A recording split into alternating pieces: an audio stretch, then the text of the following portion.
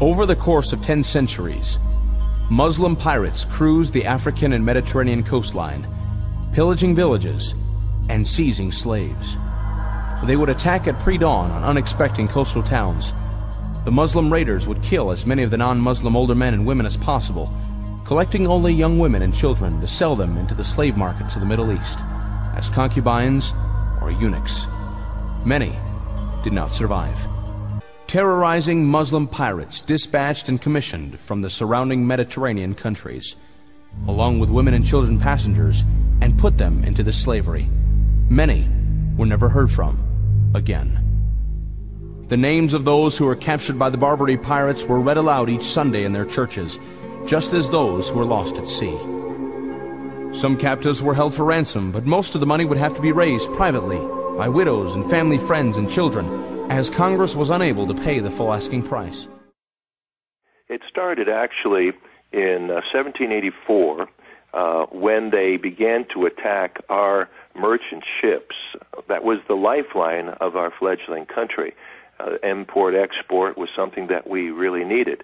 And they started to attack our ships and to capture our people and our goods and actually enslave our people. It has been estimated by several sources that at the end of the conflict, over 30 years later, that they had kidnapped 1.25 million people and enslaved them, some of them trying to actually sell them back to us for a ransom. But it's just an amazing thing in our history that we have forgotten that we fought a group of nations, Algiers, Tunis, Morocco, and Tripoli, around the Mediterranean, that were capturing our ships. We had no navy because, of course, our navy had been the Navy of Great Britain, and so we were separated from them, and these merchant ships were defenseless because the only type of cannon that they really had to speak of was normally used just to send a warning signal in the fog stating that they were there.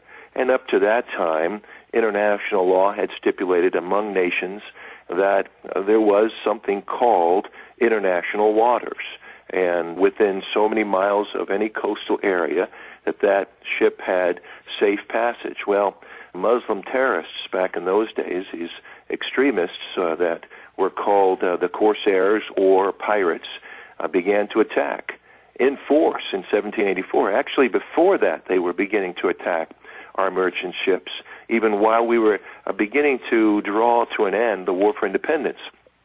We gave 3 men the charge to go over and try to talk with some of these Muslim nations. They were very interesting men. One of the ambassadors to the Muslim nations surrounding the Mediterranean Sea was Thomas Jefferson. Another one was Benjamin Franklin. The third was John Adams, even before George Washington became the first president under the new Constitution. And so they went over and they basically found out that these people did not want to be reasoned with, that they only understood force, and that they had no intentions of giving up people that they had captured and enslaved at that time. Well, George Washington became the President of the United States, and the war began in earnest. And it wasn't until Thomas Jefferson became our third president that he realized we were paying over 20% of our gross national product as tribute money or extortion money to these Muslim nations. And he said, look, not one more penny for tribute, but millions for defense. And he took that same money that we were paying to these nations that were attacking us through their Barbary pirates, and he invested it into our Navy and Marine Corps and sent them over and started taking care of business. Just an amazing thing that we don't even know. Many of us don't even know that there was such a thing as the Tripoli War or the Barbary War, and you know, I mean, the Marines remember it because they sang in their Marine hymn, from the halls of Montezuma to the shores of Tripoli, and the Tripoli War is also another name for the Barbary power.